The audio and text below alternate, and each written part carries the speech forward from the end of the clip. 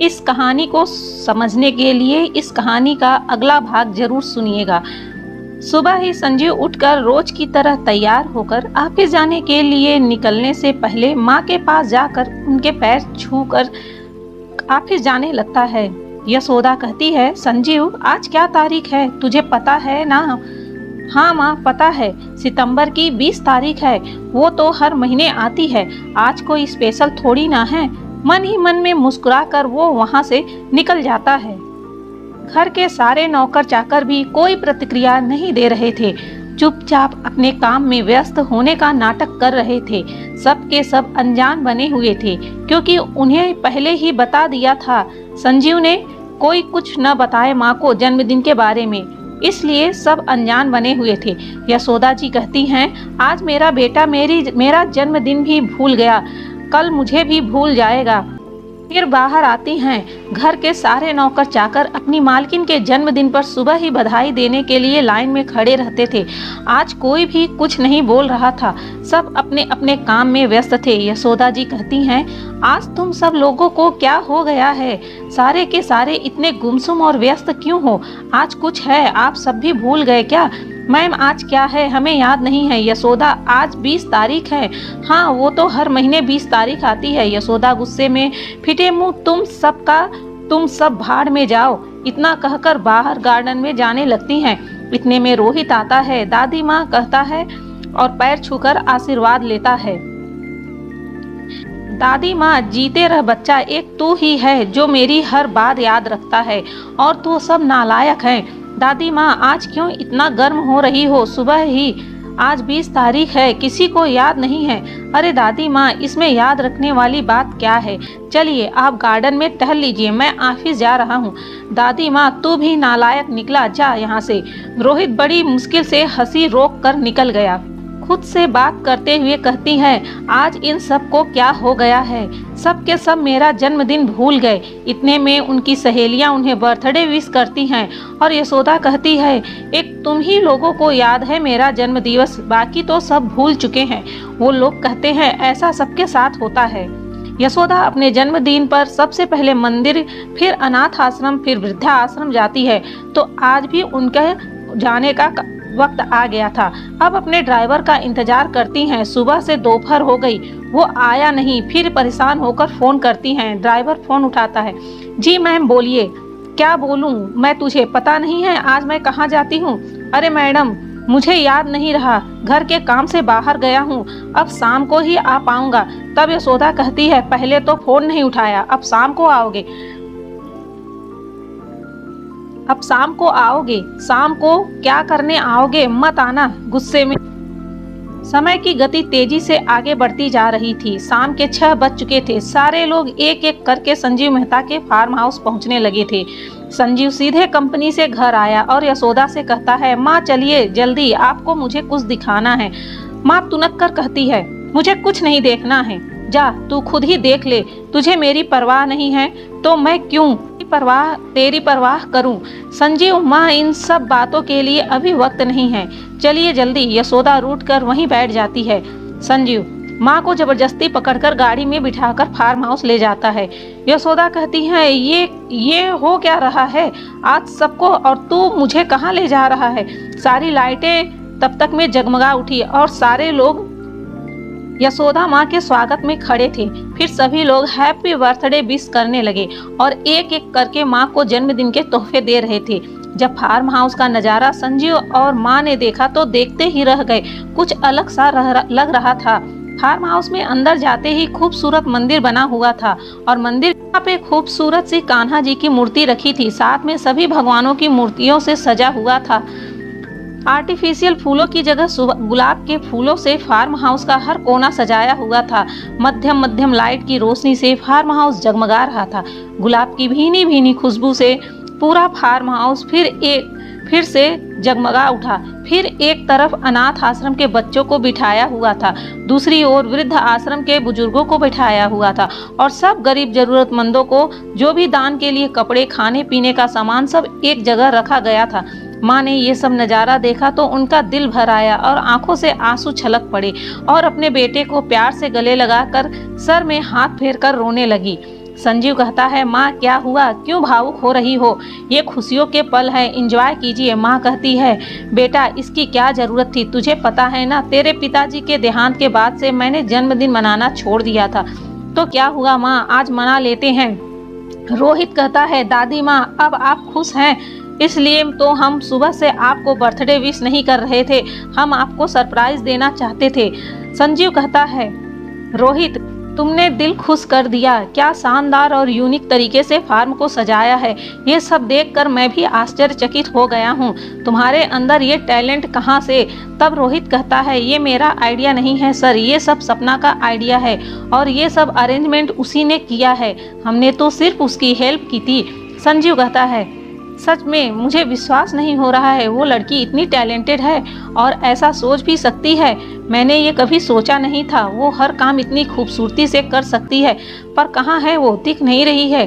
दादी माँ कहती है, हाँ रोहित, पर वो कहाँ है, वो मेरे जन्मदिन के लिए इतनी मेहनत की है, मैं उसे मिलना चाहती हूँ, वैसे तेरे मुंह से उसके गुणगान तो बहुत सुना है, आज मिल भी लेती हूँ। दादी माँ आने वाली होगी, कनक और वो साथ ही आ रहे हैं और उनके परिवार वालों को नहीं बुलाया तुमने। दादी माँ सब आ रहे हैं, आप चिंता न करें। यशोदा कहती है, इतनी बड़ी पार्टी तो तूने मेरे लिए ऑर्गेनाइज कर लिया, पर मेरा तोहफा कहाँ है, ला दे। फिर माँ कहती है, मजाक कर रही हूँ बेटे, इससे बड़ा तोहफा मेरे लिए और क्या हो सकता है। संजीव कहता है, माँ बस थोड़ी देर में और वो भी आपके लिए सरप्राइज है। रात के 8 बज चुके थे, धीरे धीरे सभी गेस्ट आ चुके थे। शहर की बड़ी बड़ी हस्तियां, संजीव के बिजनेस पार्टनर, रिलेटिव सभी पार्टी में पहुंचे हुए थे। सभी लोग खाने का लुत्फ उठा रहे थे, सभी लोग पार्टी एंजॉय कर रहे थे। यशोदा जी भी अपनी सहेलियों के साथ पार्टी एंजॉय कर रही थी। फिर सभी बच्चों, गरीब बुजुर्ग लोगों को खाना पीना खिलाकर उन्हें कपड़े लत्ते, खाने पीने की चीजों का वितरण करके उन्हें विदा कर दिया गया। रोहित सपना का बेसब्री से इंतजार कर रहा होता है। रात के 9 बज चुके थे, फिर भी वो लोग पहुंचे नहीं, तो फोन करता है। सपना ने फोन उठाया। रोहित ने पूछा, तुम लोग कहाँ हो। तब सपना कहती है, बस पहुंच गए, यहीं बाहर हैं। सपना ने अंदर आती हैं। कनक शहरी कपड़ों में खुले बाल, आंखों में काला चश्मा, हाई हील्स पहनकर आई थी। वो इस लुक में बड़ी आकर्षक लग रही थी। वहीं सपना ने सिंपल रेड कलर की साड़ी, पुराने स्टाइल में लंबे खुले बाल, कान के पीछे लाल गुलाब का फूल लगाया हुआ था। वो सुर्ख गुलाब का फूल उसकी खूबसूरती पर 4 चांद लगा रहा था। उसका सिंपल लुक उसकी खूबसूरती को बढ़ा रहा था। जब रोहित की नज़र उस पर पड़ी तो वो देखते ही रह गया। उसकी नज़र सपना से हट नहीं रही थी। वो लाल साड़ी में किसी परी से कम नहीं लग रही थी। रोहित का मन तो कह रहा था जाकर उसे कसकर गले से लगा ले, पर मजबूर था, क्या करे। जैसे सपना को लोग देख रहे थे तो कोई उसकी सादगी की तारीफ कर रहे थे, तो कोई उसका पुराना पहनावा देखकर उसका मजाक उड़ा रहे थे, हंस रहे थे उस पर। लेकिन सपना को लोगों की बातों से कोई फर्क नहीं पड़ता है। वो तो जो उसके दिल में भाता है वही करती है। और जो उसका मजाक बना रहे थे वो उन्हें इग्नोर करके आगे निकलकर रोहित के पास जाकर खड़ी हो गई। रोहित, दादी माँ, ये सपना। दादी माँ सपना को देखती है। सपना उनके पैर छूकर जन्मदिन की ढेर सारी शुभकामनाएं कहती है और जो गिफ्ट उनके लिए लाई थी वो उन्हें देती है। दादी माँ उससे आशीर्वाद देती हैं और कहती है, अच्छा तू ही सपना है, तेरा जिक्र तो अक्सर इस नालायक के मुंह से सुना है, आज देख भी लिया। बहुत बहुत धन्यवाद बेटे, तुमने मेरे लिए इतनी मेहनत की। अरे मैम, आप मुझे धन्यवाद मत कहिए, आप हमसे बड़े हैं। फिर ये सब नहीं, हम सबने मिलकर किया है, इसमें सभी लोगों का योगदान रहा है। यशोदा, छोटी सी पर बातें कितनी बड़ी करती हो। हमेशा खुश रहो बेटा। सपना मुस्कुरा कर यशोदा को देखती रहती है। फिर तीनों वहीं खड़े होकर पार्टी एंजॉय करते हैं। सपना वहीं खड़ी थी तो यशोदा ने अपने पास बैठने को बोला। वो दादी माँ के पास बैठ जाती है। रोहित भी वहीं आकर बैठ जाता है। यशोदा जी सपना से पूछने लगी, घर पर कौन है। सपना कहती है, मैम वैसे तो मेरे घर पर माँ और मेरे अलावा कोई नहीं है। पापा बचपन में ही हमें छोड़कर भगवान जी के पास चले गए थे। अब मैं यहाँ हूँ, माँ वहाँ अकेली है। तो बेटा माँ को भी यहाँ क्यों नहीं लेकर आती हो। मैम ले तो आती, पर साथ में गौरी, पिंकी, चिंकी, रिंकू और मिट्ठू भी तो है। यशोदा कहती है, तुम तो कह रही थी माँ अकेली है गाँव में, फिर ये सब कौन है। मैम गौरी हमारी गाय है। मैम गौरी हमारी गाय है।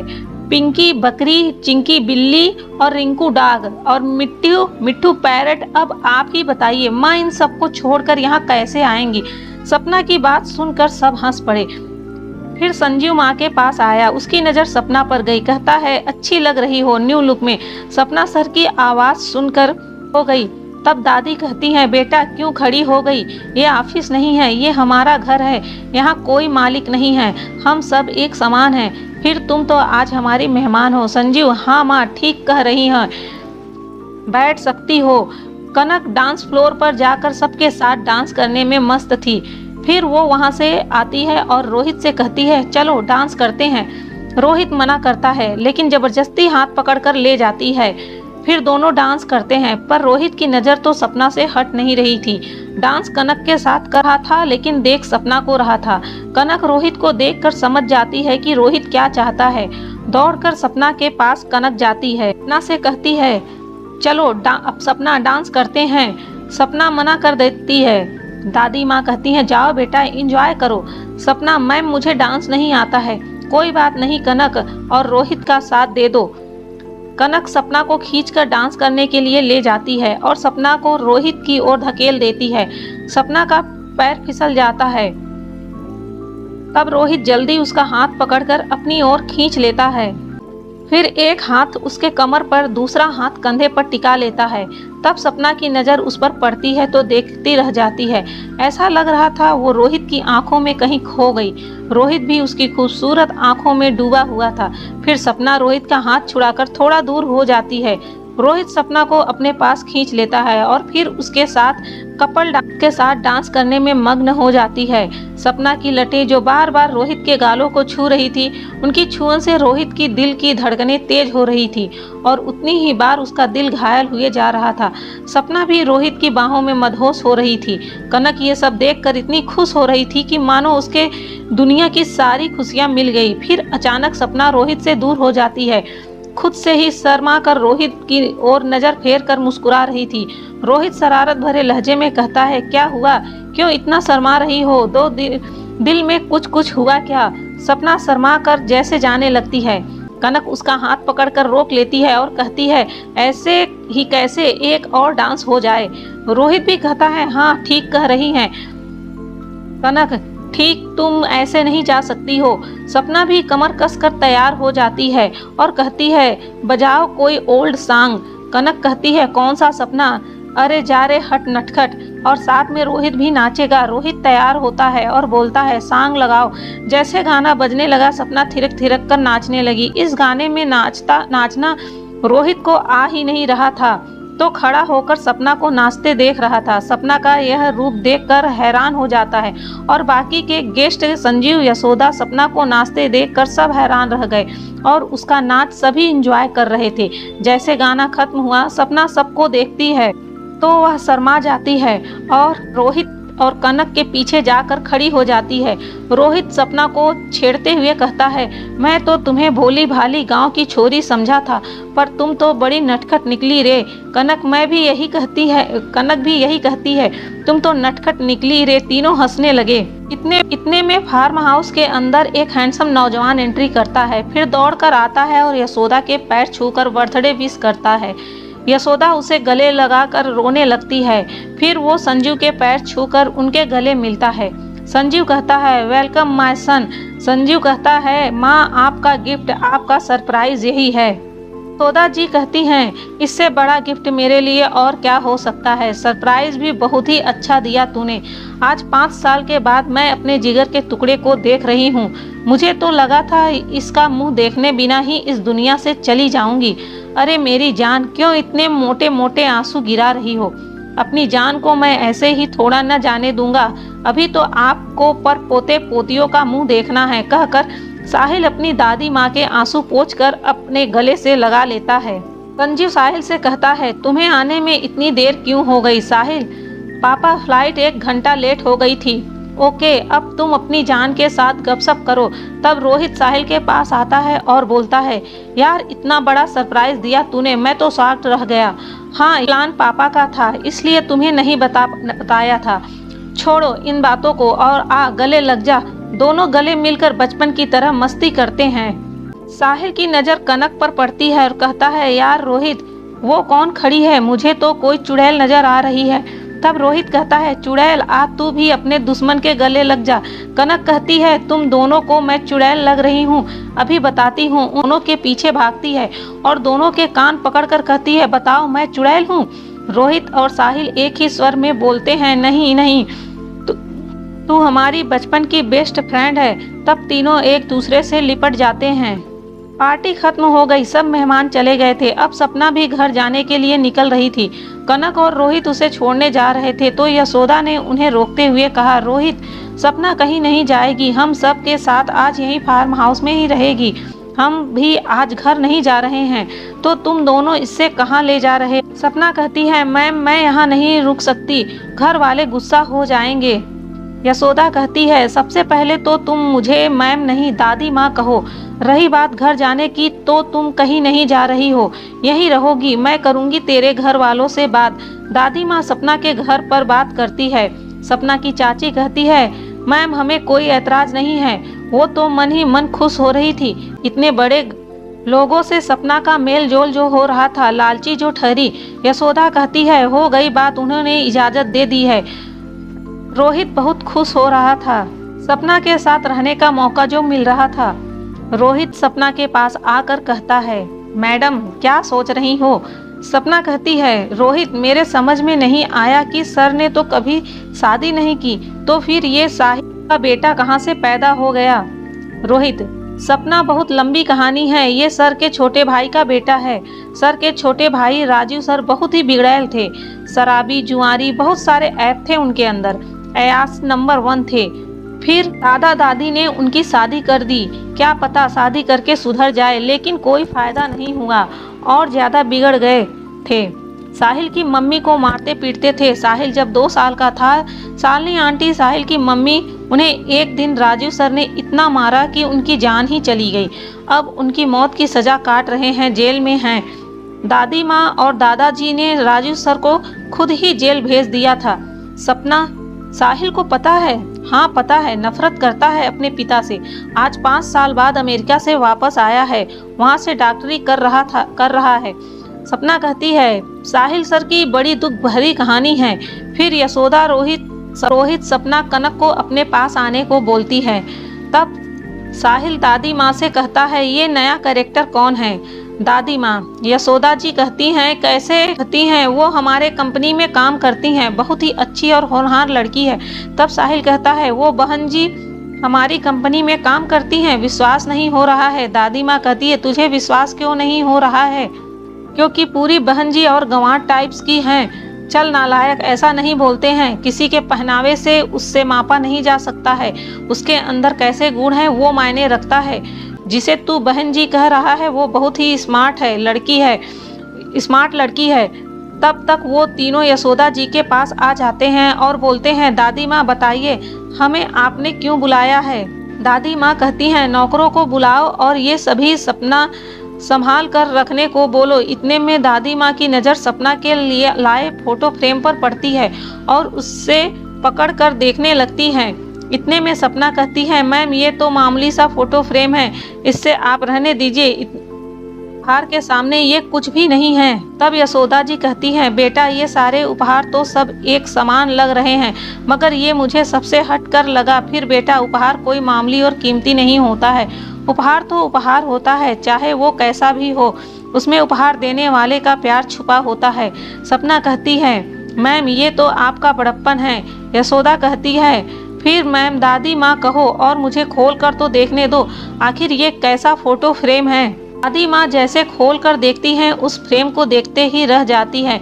उसमें सुंदर सी पेंटिंग बनी हुई थी। एक तरफ मंदिर बना हुआ था, अगल बगल में गरीब बच्चे और वृद्ध आश्रम, उसमें बूढ़े लोग बैठे हुए दिखाया है। तब यशोदा जी की आंखें नम हो जाती हैं और कहती हैं, ये मामूली नहीं, मेरे लिए अनमोल है। मेरी पसंद के मुताबिक तुमने बताया है। संजीव भी उन सब के बीच आता है और वो खुश हो जाता है। और फोटी माँ पूछती है, बेटा, ये किसने बनाया है? सपना, मैंने बनाया है। अरे, तुम इतनी अच्छी चित्रकार भी हो? हाँ, मुझे बचपन से पेंटिंग करने का शौक था, तो जब भी मुझे फुर्सत मिलती है अपने शौक को पूरा करने के लिए ऐसे ही किसी न किसी चीज की पेंटिंग बना लेती हूँ। इतने में रोहित और कनक कहते हैं, वाह सपना, तूने अपने इस शौक के बारे में कभी कुछ बताया नहीं। सपना कहती है, कभी ऐसा मौका मिला नहीं तो तुम लोगों को क्या बताती। फिर सब सो गए, लेकिन रोहित की आंखों से नींद गायब थी। वो सपना के बारे में सोचकर खुश हो रहा था, कैसे सपना उसके साथ डांस कर रही थी। आज उसकी आंखों में मेरे लिए प्यार नजर आ रहा था। क्या वो भी मुझसे प्यार करने लगेगी। उधर सपना भी रोहित के ख्यालों में खोई हुई थी। वो रोहित के बारे में सोचकर मुस्कुरा रही थी। फिर खुद से कहती है, क्यों मैं रोहित के बारे में इतना सोच रही हूँ, क्यों उसके लिए मुझे इतना अच्छा फील हो रहा है। उसी उधेड़ बुन में कब उसकी आंखें लग गई उसे पता नहीं चला। अगले दिन सब अपने अपने काम में व्यस्त हो गए। समय की गति तेजी से आगे बढ़ती गई और साहिल को इंडिया आए हुए 1 महीना बीत चुका था। उसका वापस जाने का समय भी आ गया। इस 1 महीने में सपना और यशोदा जी की मुलाकातों का सिलसिला चलता रहा। यशोदा कोई भी काम हो तो सपना को अपने पास बुलाती और हर छोटे मोटे काम के लिए सपना को अपने पास बुलाया करती थी। वो सपना को बहुत प्यार करने लगी थी। भी यशोदा जी में अपने माँ की छवि देखती थी और दादी माँ से बहुत प्यार करती थी। इस दौरान सपना की माँ भी सपना के पास दिल्ली आई हुई थी। सपना बहुत ही खुश थी, उससे 2 माँओं का स्नेह मिल रहा था और साथ ही साथ वो रोहित से भी प्यार करने लग गई थी। लेकिन रोहित को उसने अभी बताया नहीं था। वो सही मौके का इंतजार कर रही थी। यशोदा साहिल को अपने पास बुलाती है और कहती है, बेटा अब मेरी जिंदगी का कोई भरोसा नहीं है। मैं बूढ़ी हो चुकी हूँ। पता नहीं तेरे वापस आने तक मैं जिंदा रहूंगी भी या नहीं। तब दादी माँ की बात काट कर साहिल कहता है, दादी माँ आप ऐसा क्यों कह रही हो, आपको कुछ नहीं होगा। फिर मैं कुछ ही महीनों के लिए अमेरिका जा रहा हूँ, बस थोड़ा कोर्स और बचा है, फिर मैं हमेशा के लिए इंडिया वापस आ जाऊंगा। आपको छोड़कर कहीं नहीं जाऊंगा। यशोदा जी कहती हैं, वो तो ठीक है, लेकिन मैं तेरे पापा के लिए चिंतित हूँ। कब तक वो यूं ही अकेला ही जिंदगी बिताएगा। कोई जिंदगी बिताने के लिए साथ तो होना चाहिए ना। शादी करने को कहती हूँ तो हमेशा बूढ़ा होने का नाटक कर बात को टाल देता है। अब तू ही बता मैं क्या करूँ। दादी माँ, पापा को शादी के लिए मैं मनाता हूँ, आप निश्चिंत रहिए, मेरी बात वो कभी नहीं टाल सकते हैं। रात डिनर के बाद साहिल संजीव के पास जाकर बैठ जाता है और कहता है, पापा आप शादी क्यों नहीं कर लेते। कब तक यूं उस राखी आंटी के याद में कुंवारे बैठे रहेंगे। संजीव कहता है, साहिल तेरा दिमाग खराब हो गया है, इस उम्र में शादी कर लूं क्या। तू बेवकूफ़ी जैसे बात कर रहा है। और किसने कहा तुमसे कि मैं उस औरत को आज भी प्यार करता हूँ। उससे तो मैंने अपनी ज़िंदगी से तभी निकाल फेंका था जब वो मुझे धोखा देकर चली गई। साहिल कहता है, तो आज तक आपने शादी क्यों नहीं किया। संजीव, जब मेरी शादी की उम्र थी तब मैं घर गृहस्थी को संभालने में इतना मसरूफ था कि मुझे होश ही नहीं रहा। अब मेरी शादी की उम्र निकल चुकी है तो तुम मुझसे शादी करने को कह रहे हो। साहिल, पापा किसने कहा आपकी उम्र निकल गई है। लोग आपकी उम्र में जीना शुरू करते हैं, फिर ये आपको क्यों लग रहा है कि आपकी शादी की उम्र निकल गई है।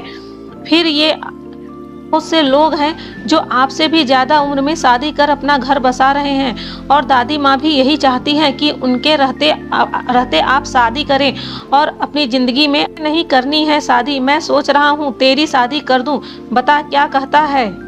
पापा बात मत घुमाइए, शादी करनी है या नहीं ये बताइए। तो सुनो मेरा जवाब, मुझे शादी नहीं करनी है और आज के बाद कभी इस बारे में बात मत करना। संजीव वहाँ से कहते हुए चला जाता है। दादी माँ साहिल से कहती है, बेटा संजीव अगर शादी के लिए हाँ करता तो मैं कब की उसकी शादी कर चुकी होती। मुझे तो पता भी नहीं, तुझे तो पता है कि वो कितना जिद्दी है। वो तो नहीं करेगा शादी। अब इस बारे में तू ही सोचना। अब मेरी जिंदगी का कोई भरोसा नहीं है।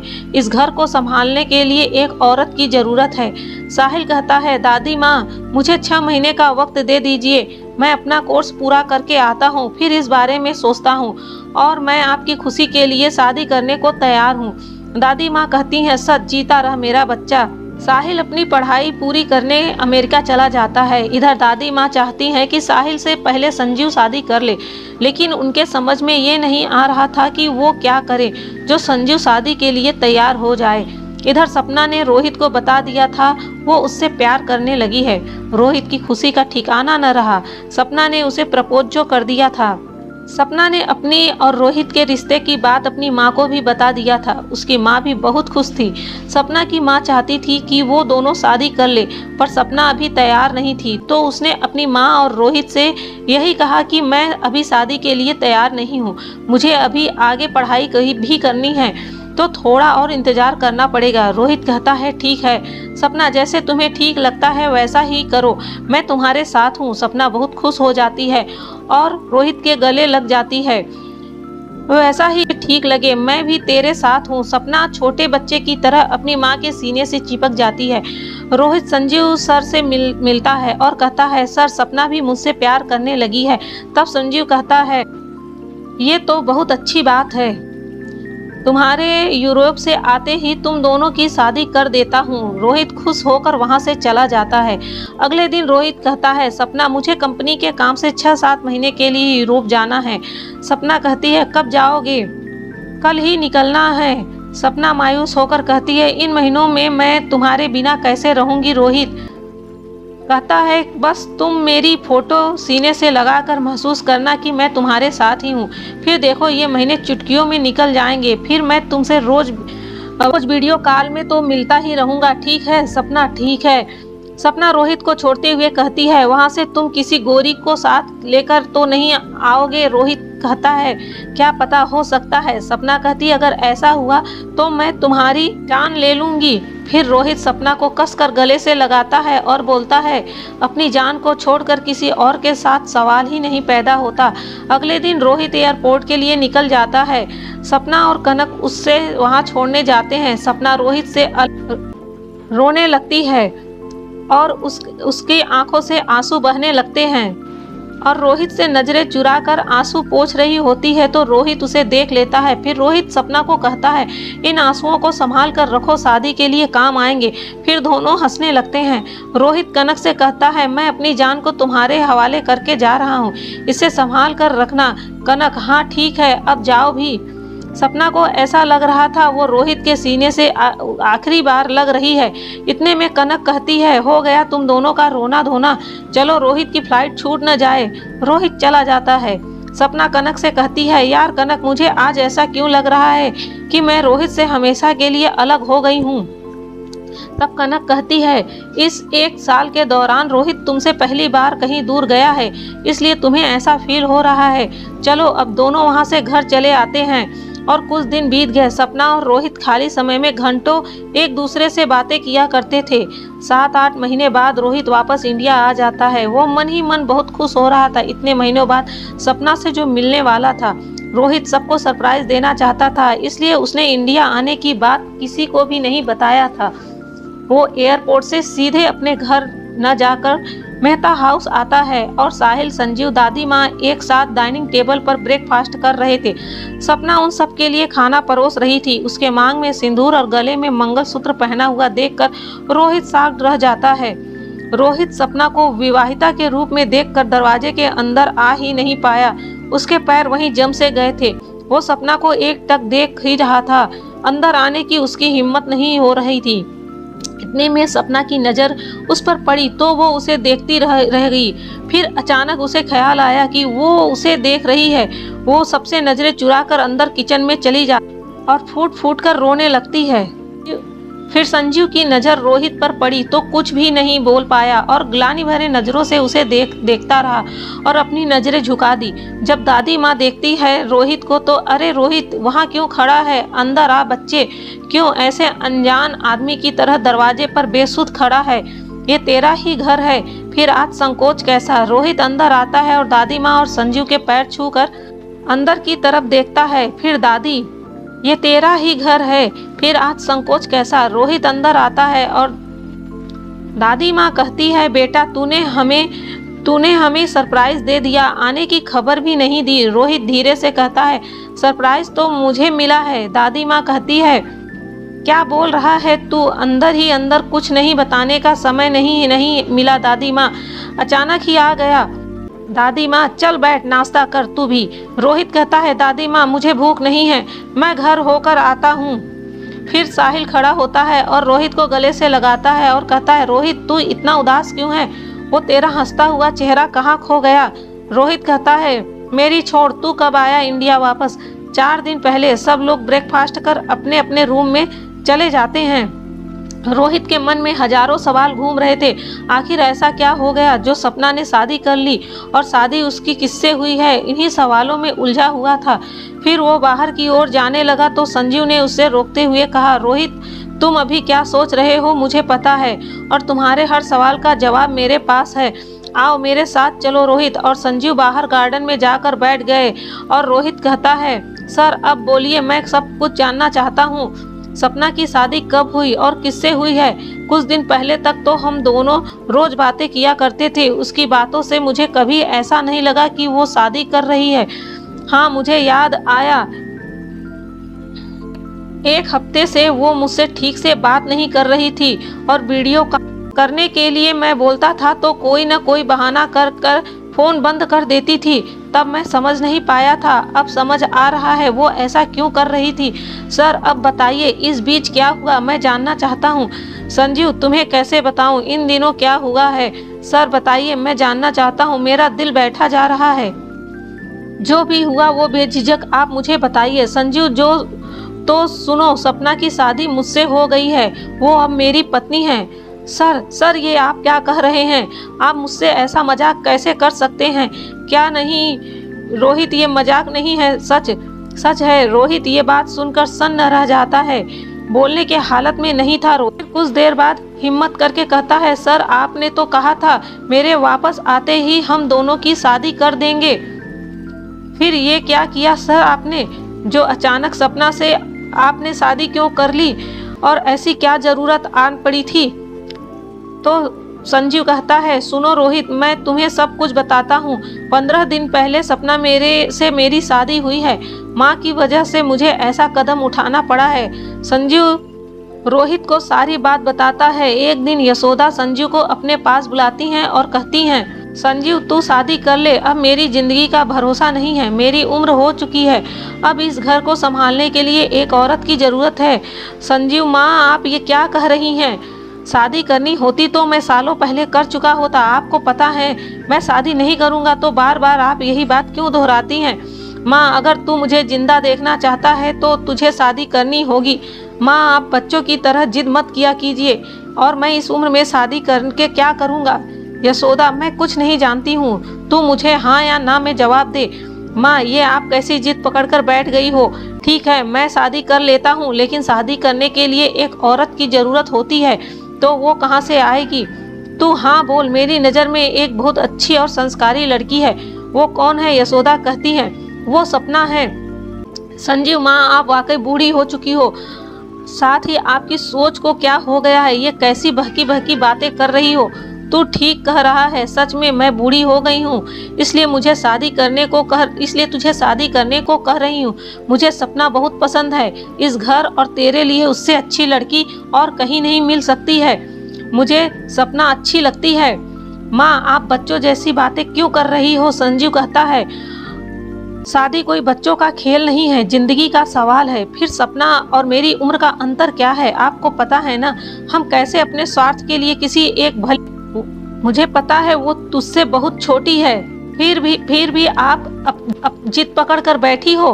हाँ तू जो समझता है समझ ले। रही बात उम्र की, तो हमारे जमाने में भी दूल्हा दुल्हन में इतना फर्क हुआ करता था। आज भी कई लोग ऐसे हैं जो अपनी उम्र से कम उम्र की लड़कों से शादी कर रहे हैं। पहले तो मैं साहिल के साथ सपना का रिश्ता करवाना चाहती थी, लेकिन उस नालायक ने तो हमें सरप्राइज दे दिया। वो वहीं से मेरे लिए बहू ले आया है, उसने भी अपना घर बसा लिया है। तो तुझे मेरी फिक्र, तो मुझे तेरी फिक्र होती है, इसलिए तू भी शादी कर ले, ताकि जब मैं इस दुनिया से विदा लूं तो तू खुशी खुशी यहाँ से मुझे छोड़कर कहीं नहीं जा रही हो। मैं आपको कहीं नहीं जाने दूंगा, समझ गई आप? माँ तो कर ले शादी। माँ ये नहीं हो सकता है, आप आराम कीजिए, मैं जा रहा हूँ। जैसे संजीव रूम से बाहर निकलता है, यशोदा जी चिल्लाकर बोली, संजीव।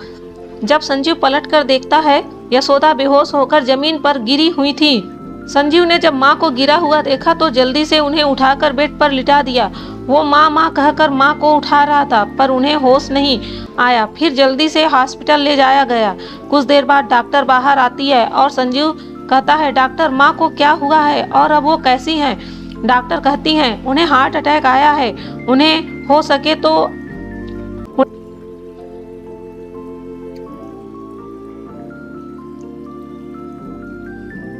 उन्हें होश तो आ गया है पर खतरा अभी टला नहीं है। संजीव कहता है, डॉक्टर माँ से क्या मैं मिल सकता हूँ? हाँ सर, आप मिल सकते हैं। सर, आपसे आपकी माँ के बारे में कुछ बताना है। संजीव, हाँ डॉक्टर बताइए, आप क्या बताना चाहती हैं? सर, आपकी माँ अब कुछ ही दिनों की मेहमान है, उन्हें कभी भी कुछ भी हो सकता है, इसलिए आप उनसे कोई ऐसी बात ना करें जो उनके लिए घातक हो। उन्हें खुश रखने की कोशिश कीजिए, जो वह चाहती हैं वो कीजिए। उनके मन में कुछ ख्वाहिशें हैं, आपको वो पूरी करनी होगी। अब उनका दिल बहुत नाजुक हो गया है, इस बात का आप ध्यान रखें। अब आप जाइए, मिलिए और उन्हें हर वो खुशी दे दीजिए जो वो चाहती हैं। उनकी सांसों की डोर कभी भी टूट सकती है। संजीव माँ से मिलता है और फूट फूट कर रोने लगता है। कहता है, माँ, आपकी इस हालत का जिम्मेदार मैं हूँ, मैंने आपको मौत के मुंह में पहुँचा दिया है। यशोदा जी, संजीव, तू सपना से शादी करेगा ना मेरे जीते जी? इतनी खुशी दे दे बेटा। संजीव, ठीक है माँ, आप आराम कीजिए, आपकी खुशी के लिए मैं शादी करने को तैयार हूँ। संजीव डॉक्टर से कहता है, डॉक्टर आप माँ का ध्यान रखिए, मैं अभी आता हूँ। संजीव सपना को मिलने के लिए घर बुलाता है। सपना बिना मेहता हाउस आ जाती है और कहती है, सर आपने मुझे क्यों बुलाया है? मुझसे कोई गलती हो गई क्या? तुमसे कोई गलती नहीं हुई है सपना, मैं अभी इसी वक्त तुमसे शादी करना चाहता हूँ, चलो मेरे साथ। सपना का हाथ पकड़कर ले जाने की कोशिश करता है। सपना संजीव का हाथ छुड़ाकर कहती है, सर ये आप क्या कह रहे हैं? शादी और आपसे, और आपको ये अचानक क्या हो गया है? मेरे पास तुम्हारी किसी भी बात का कोई जवाब नहीं है, ना ही अभी मेरे पास तुम्हें बताने का कोई वक्त है। बस चलो मेरे साथ। सर मैं आपसे शादी नहीं करूंगी, ऐसी बात आप सोच भी कैसे सकते हैं जो मैं आपसे शादी कर लूं? संजीव प्लीज। सपना, मेरी माँ की जिंदगी अब तुम्हारे हाथ में है, मैं उनकी खुशी के लिए तुमसे शादी करना चाहता हूँ। माँ की आखिरी इच्छा मैं पूरी करना चाहता हूँ। वो तुम्हें बहुत पसंद करती हैं, तुम्हारे लिए उन्होंने अपनी जिंदगी दांव पर लगा दी। सर दादी माँ को क्या हुआ है? मैं उनसे मिलना चाहती हूँ, वो कहाँ है?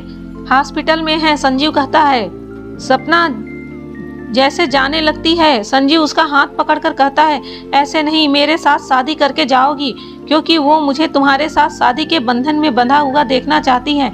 मुझे नहीं करनी आपसे आपकी माँ की जिंदगी बचाने के लिए मैं अपनी जिंदगी बर्बाद कर दूं। आपको पता है ना, मैं रोहित से प्यार करती हूँ, उससे प्यार नहीं भी करती ना, फिर भी मैं आपसे शादी नहीं करती, समझ गए आप?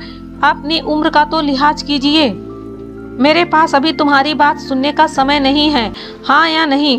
नहीं, मैं मर जाऊंगी पर आपसे शादी नहीं करूंगी, समझ गए आप? सपना, तुम सबसे ज्यादा प्यार किसे करती हो? ये कैसा सवाल है? तुम्हारी माँ तुम्हारी जिंदगी है ना? नहीं, वही ना रहे तुम्हारे पास तो तुम क्या करोगी?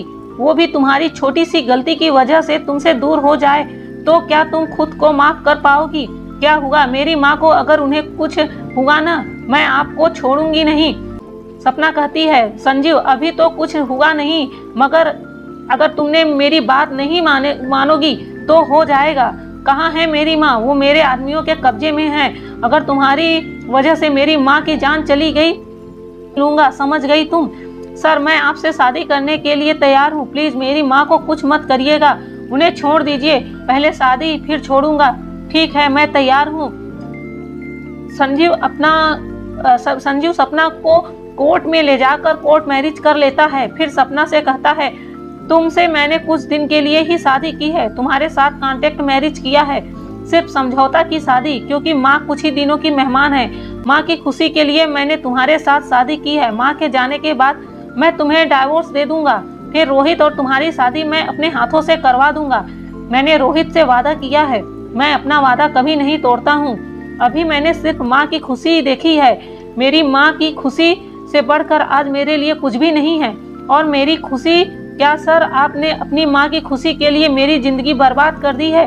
और आप पैसे वालों के लिए कितना आसान है ना, जब मन लगा शादी कर लिया और जब मन भर गया तो शादी तोड़ दी। मगर हम मिडिल क्लास लोगों की जिंदगी इतनी आसान नहीं होती है। जब एक लड़की की शादी टूट जाती है तो लोग उसे दुनिया वाले उसे जीने नहीं देते हैं। गलती आदमी की हो क्यों ना हो, लेकिन गलत औरत ही ठहराई जाती है। यही औरत गलत होगी तभी इसके आदमी ने इसे छोड़ दिया होगा, ऐसा लोग बोलते हैं। संजीव, ऐसा कुछ भी नहीं होगा, मैं तुम पर कोई आंच नहीं आने दूंगा। हमारी शादी वाली बात सिर्फ हमारे घर वालों को पता होगी, दुनिया वालों को पता भी नहीं चलेगा। माँ के सामने हम पति पत्नी होंगे, दुनिया के सामने तुम सिर्फ सपना सिंह हो। ओके? सपना रोते हुए कहती है, इन बातों से अब मुझे कोई फर्क नहीं पड़ता। आप अब बताइए मुझे क्या करना होगा और मेरी माँ कहाँ है? आपकी खुशी के हवन कुंड में मेरी जिंदगी, मेरी खुशियाँ जलकर राख हो गई हैं। अब बताइए मुझे क्या करना होगा और मेरी माँ कहाँ है? मुझे उनके पास जाना है। तुम्हारी माँ को कुछ नहीं हुआ है, मुझे पता भी नहीं है वो कहाँ है। मैंने तुमसे झूठ बोला था, मेरे आदमियों के कब्जे में है। दरअसल मैंने तुम्हें डराने के लिए कहा था, तुम मान जो नहीं रही थी। मेरी इस बात के लिए मुझे झूठ बोलना पड़ा। सपना माँ को फोन कर पूछती है, माँ आप कहाँ हो? सपना की माँ कहती है, मैं घर पर हूँ। सपना कहती है, मैं आपसे बाद में बात करती हूँ। फिर सपना और संजीव हॉस्पिटल पहुँचते हैं। संजीव, माँ को देखो कौन आया है। जब माँ आँख खोलकर देखती है तो आंखों से खुशी के आंसू छलकने लगे। सपना और संजीव को विवाह के बंधन में बंधे हुए देखकर माँ खुश हो जाती है। संजीव कहता है, अब आप खुश हो, मैं आपकी बहू ले आया हूँ। बेटा मैं बहुत खुश हूँ, आज तूने मेरी जिंदगी भर की मुराद पूरी कर दी। माँ से फिर दोनों आशीर्वाद लेते हैं। यशोदा जी जीवन भर खुश रहने का और साथ रहने का आशीर्वाद देते हुए अब सपना को अपने पास बुलाती है और अपने हाथ से अपने गले से लगाकर सपना को सिसक कर रोने लगती है। ऐसा लग रहा था वो माँ से शिकायत कर रही हो, माँ आपने मेरे साथ ऐसा क्यों किया? तब यशोदा जी कहती है, बेटी मुझे माफ कर दे, मेरी वजह से संजू को तेरे साथ शादी करनी पड़ी है, पर तू चिंता ना कर, तुझे ये बहुत खुश रखेगा और तुम्हारी शादी सक्सेसफुल रहेगी, ये मेरा विश्वास है। और अपने हाथों से कंगन निकालकर सपना के हाथों में पहनाती हैं और कहती हैं, ये हमारे खानदानी कंगन है, मेरे सासू माँ ने मुझे दिया था, आज मैं अपनी बहू को पहना रही हूँ। मुझे पता है जीवन भर तू इसका मान रखेगी, इसकी प्रतिष्ठा पर कभी आंच नहीं आने देगी। ये मात्र कंगन नहीं है, इसमें तेरे लिए मेरा स्नेह छुपा है, साथ ही मेहता खानदान की मर्यादा भी इस कंगन में है। सपना कहती है, दादी माँ इसकी जरूरत नहीं है, मैं अभी इस जिम्मेदारी को नहीं निभा पाऊंगी। कि इस जिम्मेदारी को कुछ दिन बाद यशोदा को हॉस्पिटल से डिस्चार्ज मिल जाता है। वो घर जाती हैं और अपनी बहू का स्वागत बड़े प्यार से करती हैं। वर्तमान में संजीव कहता है, रोहित अब तुम ही बताओ मैं क्या करता। माँ की खुशी के लिए जो मेरे समझ में आया मैंने कर दिया। मैं तुम्हारा गुनहगार हूँ, तुम मुझे जो सजा देना चाहते हो दे सकते हो। तुम्हारी जिंदगी मैंने तुमसे छीन ली है। तब रोहित कहता है, सर आप ऐसा मत कहिए, ये जिंदगी आपकी दी हुई है, ऐसी मेरी 1000 जिंदगियां। मुझे तो खुशी है मैं आपके कुछ काम तो आ सका, और मैं आपकी जगह होता तो शायद मैं भी यही करता जो आपने किया है। दादी माँ हम सबकी जान है। साहिल कहता है, भाई पहले मैं भी तेरी तरह साग रह गया था और गुस्सा भी था पापा और सपना की शादी पर। जब पापा ने मुझे ये सब कुछ बताया तो मुझे पापा पर गर्व हुआ कि कैसे इन्होंने जिंदगी भर दूसरों की खुशी के लिए अपनी खुशी की परवाह नहीं की। मुझे प्राउड फील हो रहा है कि मैं इनका बेटा हूँ। तब संजीव कहता है, रोहित तुम जाकर सपना से मिल लो, वो बहुत दुखी है, हो भी क्यों ना, उस लड़की के साथ कितना कुछ हो गया। जाओ तुम उससे समझा लो, जैसे सब ठीक हो जाएगा तुम उससे शादी कर लोगे। रोहित कहता है, ये सब तो ठीक है सर, राधा माँ को आप और सपना की शादी का पता चला कि नहीं? अगर उन्हें पता है तो क्या कहा उन्होंने?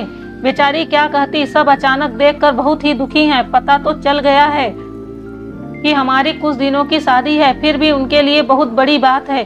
फिर रोहित सपना से मिलने जाता है। सपना रोहित को देखकर दौड़कर उसके पास आती है और कुछ सोचकर उसके कदम वहीं रुक जाते हैं। रोहित कहता है, क्या हुआ सपना, क्यों रुक गई, मेरे पास नहीं आओगी? सपना कहती है, रोहित मेरी जिंदगी अब बदल गई है, तुम बताओ कैसे आए यहाँ? तब दोनों ढेर सारी बातें करते हैं। समय आगे बढ़ता गया। सपना धीरे धीरे उस घर में एडजस्ट होने लगी थी। सपना और संजू की शादी को 6 महीने बीत चुके थे। अब दोनों धीरे धीरे एक दूसरे का ध्यान रखने लगे थे। सपना के मन से संजू के प्रति जो नाराजगी थी, कड़वाहट थी, वो खत्म होने लगी थी। अब सपना संजू के खाने पीने से लेकर उसे कपड़े तक का ध्यान खुद ही रखती थी। नौकर चाकर सिर्फ उसकी हेल्प करते थे, बाकी वो खुद करती थी। संजू सपना को मन ही मन प्यार करने लगा था, उसकी हर खुशी का ख्याल रखता था, उसे किसी चीज की कमी नहीं होने देता था। सपना से घर के सारे लोग खुश थे। घर के नौकर चाकर भी बहुत ही खुश रहते थे। वो नौकरों को नौकरों की तरह ट्रीट नहीं करती थी, वो उन्हें घर के सदस्यों की तरह ही रखती थी। नौकरों को उतना ही मान देती थी जितना उन्हें मिलना चाहिए। सपना को नौकर भी बहुत ही प्यार करते थे। सपना साहिल की भी अच्छी दोस्त हो गई थी। साहिल की पत्नी कृति सपना के साथ खाली समय में बहुत ही मस्ती किया करते थे। वो दोनों कभी कुछ लापरवाही करते तो सपना दादी अम्मा बनकर उनकी क्लास लगाती, क्योंकि सपना को हर काम परफेक्ट चाहिए होता था। एक दिन डाइनिंग टेबल पर सब डिनर कर रहे थे। सपना और कृति खाना परोस रहे थे। खाना परोस कर कृति साथ में बैठकर खाने लग गई। सपना खड़ी होकर सबको देख रही थी, किसी को कुछ चाहिए तो नहीं। तब साहिल कहता है, दोस्त तुम भी बैठो, सबके साथ खाओ खाना, क्यों हमारे सर पर खड़ी हो? जो होगा हमें चाहिए होगा हम खुद ले लेंगे। सपना फिर भी खड़ी रहती है और संजू की तरफ देखती है। दादी माँ क्या देख रही हो, बैठो। फिर भी वो नहीं। तब साहिल मजाकिया अंदाज में कहता है, क्या पता वो पापा का इंतजार कर रही हो, जब तक पापा बैठने को नहीं कहेंगे तब तक वो बैठेगी नहीं। वो संस्कारी पत्नी है, हमारी जैसी बेशर्म थोड़ी ना है। धड़ाम कर आकर बीच में बैठकर खाने लगे। कृति अपने पैरों से साहिल के पैर पर मारती है और फिर दोनों हंसने लगते हैं। संजू सपना की तरफ देखती है और संजू सपना के तरफ देखकर बोलता है, बैठकर खाना खा लो।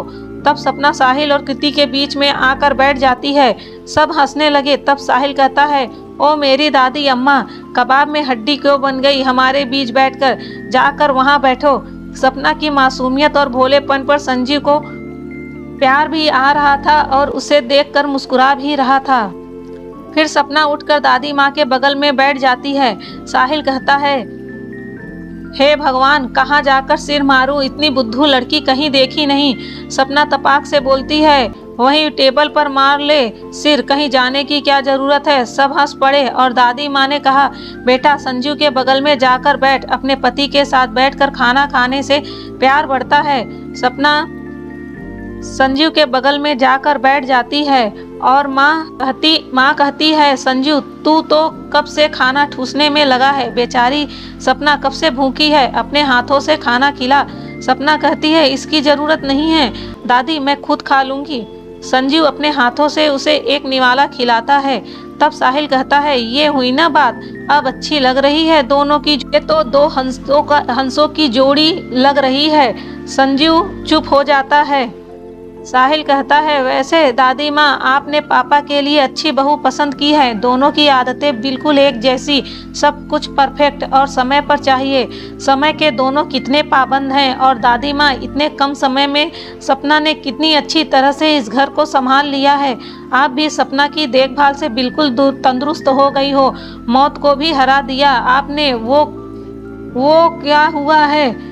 सपना की वजह से ऐसी नर्स, ऐसी डॉक्टर और ऐसी बहू हो घर पर तो किसी को क्या हो सकता है। सपना हर रोल को बखूबी निभा रही है। माँ कहती है, वो तो तूने बिल्कुल सही कहा साहिल, अपना सपना जैसी बहू पाकर मैं धन्य हो गई। सपना की तारीफ सुनकर संजीव को अब सपना पर गर्व हो रहा था और बहुत प्यार भी आ रहा था। अगले दिन सपना दादी माँ के कमरे की सफाई कर रही थी, सारी चीजें अच्छे से संभाल कर रख रही थी। फिर उनके बिस्तर के नीचे उनको हॉस्पिटल की रिपोर्ट और दवाइयाँ पड़ी हुई मिली। सपना ने रिपोर्ट देखा तो दंग रह गई। वो दादी माँ से पूछने जाने लगी, इतने में कुछ सोच कर रुक गई। शाम को संजीव का आने का इंतजार करने लगी। जैसे रात में संजीव आया, सपना उसके बेड पर सोई हुई थी, जबकि इन 6 महीनों में कभी उसके बेड के पास नहीं भी गई नहीं थी। आज उसे ऐसे सोया देखकर संजीव हैरान भी था और खुश भी हो रहा था।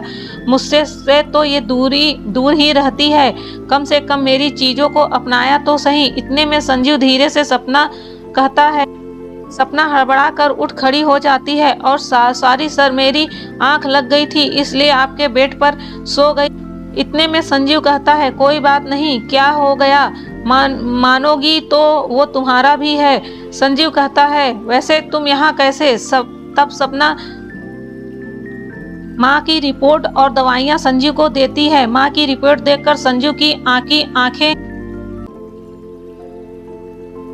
खुली की खुली रह जाती है। संजीव सपना से कहता है, उस डॉक्टर को फोन कर पूछता हूँ, आखिर वो ऐसी गलती कैसे कर सकती है। सपना कहती है, कोई फायदा नहीं, मैं उनसे बात कर चुकी हूँ। ये सब उन्होंने दादी माँ के कहने पर कहा। दादी माँ ने उन्हें मजबूर किया था झूठी रिपोर्ट बनाने के लिए। इसमें डॉक्टर की कोई गलती नहीं है। सपना कहती है, उन्होंने इतना बड़ा झूठ क्यों बोला?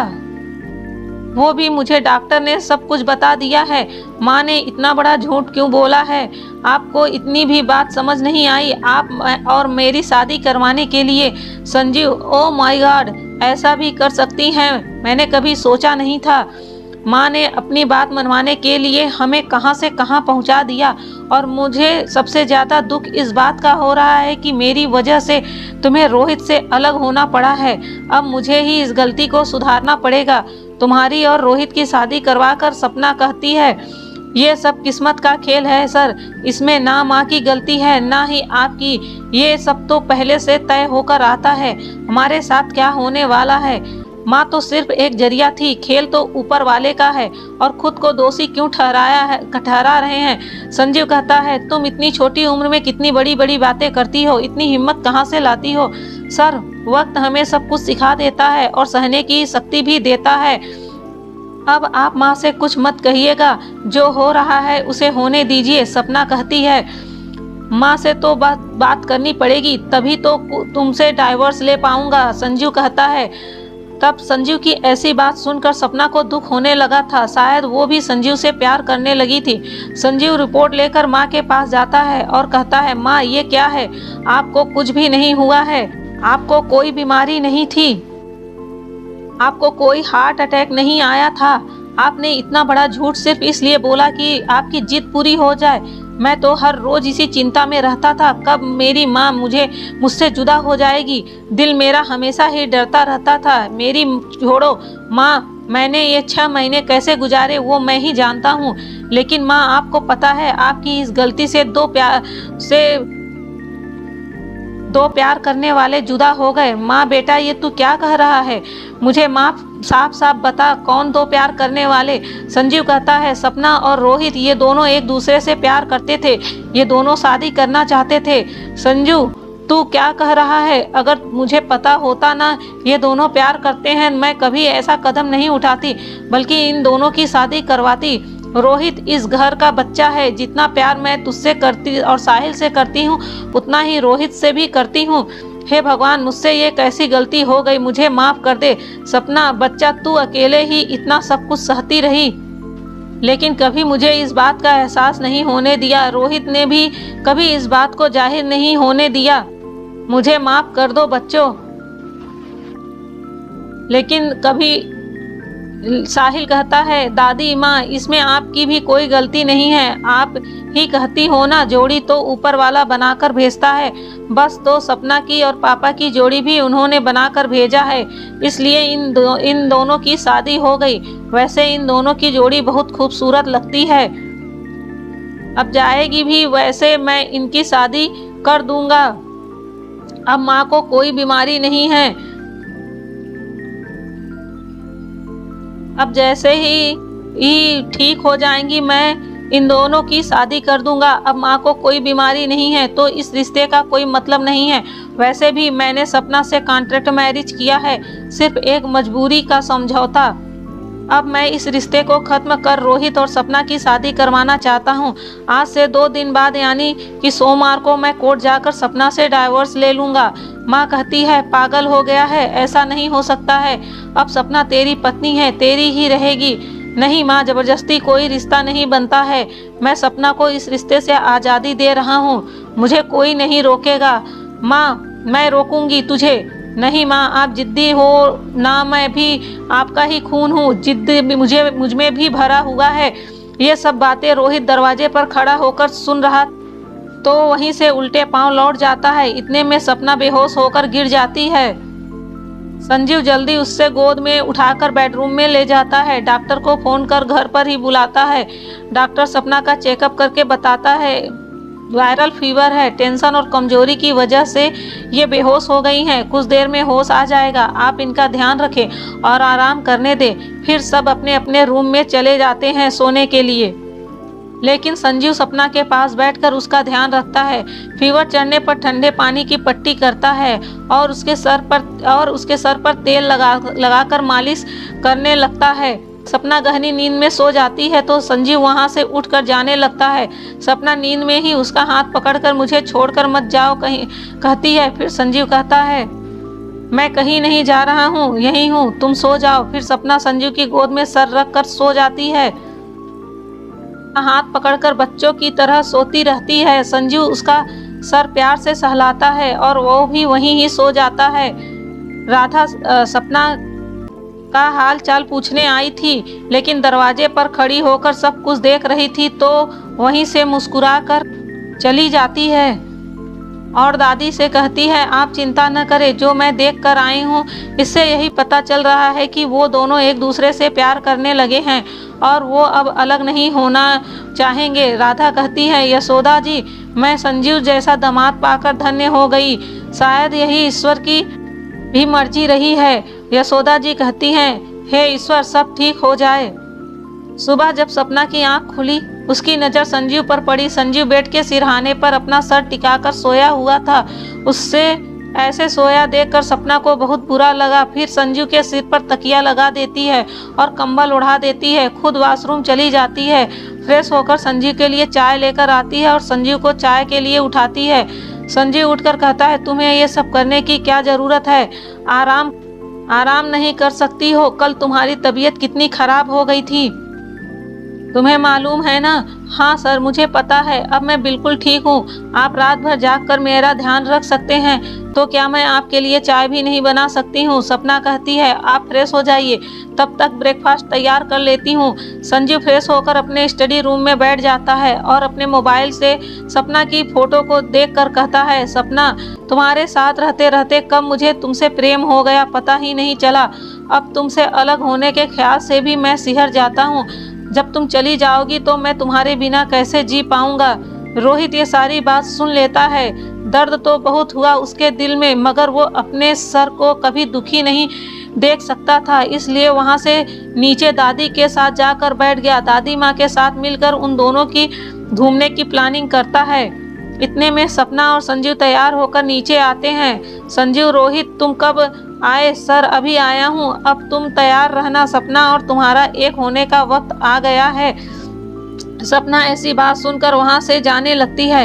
इतने में दादी माँ कहती है सपना रुको बेटा। सपना वहीं रुक जाती है। यशोदा कहती है संजीव, अब तूने फैसला कर ही लिया है सपना से रिश्ता तोड़ने का, तो अब तुझे कौन रोक सकता है।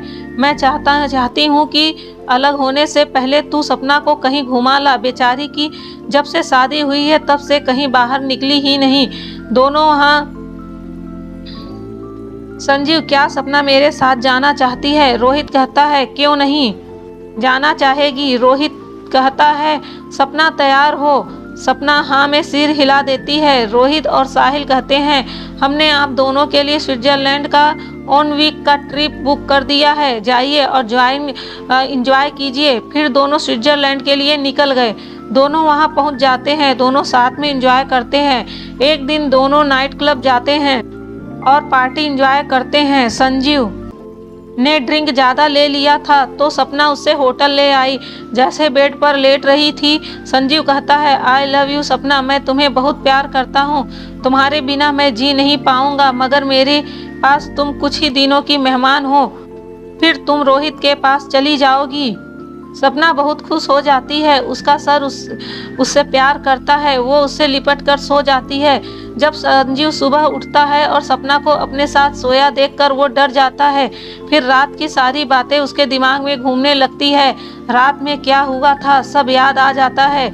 कहता है, सपना से मैं नजरें कैसे मिला पाऊंगा, मैंने इसके साथ फिर गलत किया है, अब मैं रोहित को क्या जवाब दूंगा। अब सपना मुझे माफ़ कर दो, जो भी हुआ गलत हुआ, मैंने ज़्यादा पी ली थी, नशे में बहक गया था। सपना सोने का नाटक कर रही थी, वो सब सुन रही थी। संजीव जैसे उठने लगा, सपना ने उसका हाथ पकड़कर अपनी ओर खींच लिया और कहने लगी, आपकी कोई गलती नहीं है, जो भी हुआ हम दोनों की सहमति से हुआ है। मैं भी आपसे बहुत प्यार करती हूँ, मैं अब आपके साथ आपकी पत्नी बनकर रहना चाहती हूँ। संजीव, सच तुम मुझसे प्यार करती हो?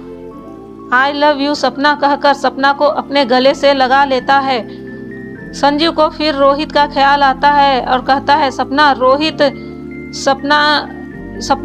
सपना कहती है, रोहित मेरा दोस्त है, आप उसकी चिंता मत कीजिए। एक सप्ताह बाद दोनों इंडिया वापस आते हैं। जैसे घर पहुंचते हैं, घर का माहौल देखकर हैरान हो जाते हैं। घर बिल्कुल दुल्हन की तरह सजा था।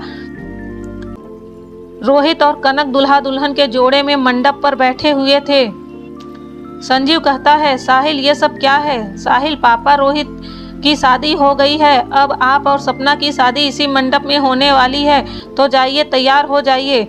दादी माँ कहती है, साहिल और रोहित संजीव को ले जाओ और तैयार कर लाओ। कृति और कनक सपना को तैयार कर लाओ, वहाँ विवाह का शुभ मुहूर्त निकलता जा रहा है। संजीव से रोहित कहता है, सर कैसा फील हो रहा है? सपना के साथ आपकी शादी होने जा रही है, वो भी पूरी दुनिया के सामने, पूरी रीति रिवाज से। संजीव, रोहित ये सब तेरी वजह से हो पाया है, मैं तेरा ये एहसान कैसे चुका पाऊंगा? बस ऐसी पराई जैसी बात कर मुझे रुलाओगे क्या? आप गले लग जाओ। साहिल संजीव को तैयार करके कहता है, आज मेरे पापा बिल्कुल मेरे जैसे हैंडसम लग रहे हैं। संजीव साहिल को छेड़ते हुए कहता है, मैं तेरा बाप हूँ इसलिए तीनों हंस पड़ते हैं। संजीव तैयार होकर मंडप में पहुँच गया। सपना को तैयार कर कनक और कृति लेकर आ रहे थे।